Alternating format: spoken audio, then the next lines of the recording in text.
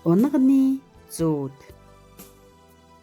Алсын өндөр уулсыг харахад сэрүү татах шиг айл мал багширсан хэрлэн голын хөвөнөө зуны дунд сарын нар шатам аагам халуунууд дунд зэлний эхний шар гунаг гүн нойрондоо зүүдлэв гин. Ихэнхээ сүг хантал залгилж харинчныг цадаад хайртай эжинхээ цээжинд сайхан унтав.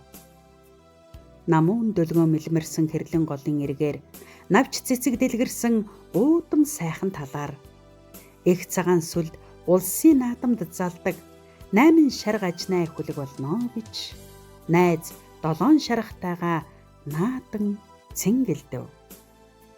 Шарга зүстэй эрх унаг өсөж сүргийн манлай дэлихт сүрлэг шарга газар болоод өөрийнхөө гүүнүүдээ хамгаалж аваал гүүнүүд анд нарынхаа дунд өрсөлдөгч хар азарганд аархаж хойд хоёр хөл дээрээ босож ноцолдов.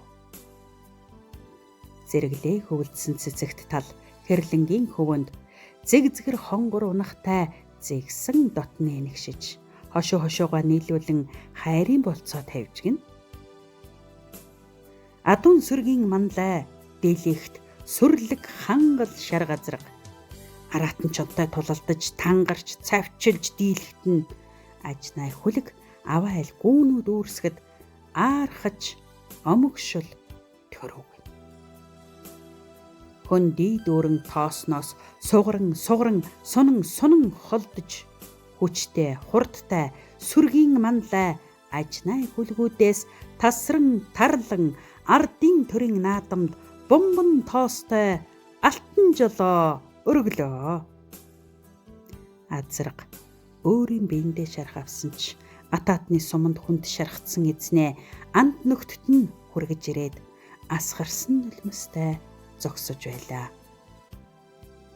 Алс холын газар арилжаалагдан ааштай хатуу эзний чулуун термэнд амрах агшингүй 10 жил зүтгэжээ.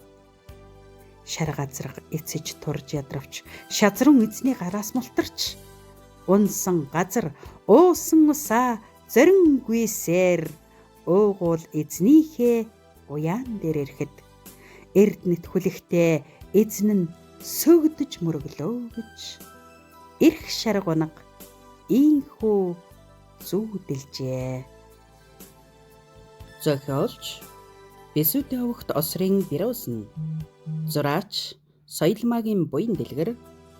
Зохиолыг уншсан Полонимын Чимэдрэгчаа.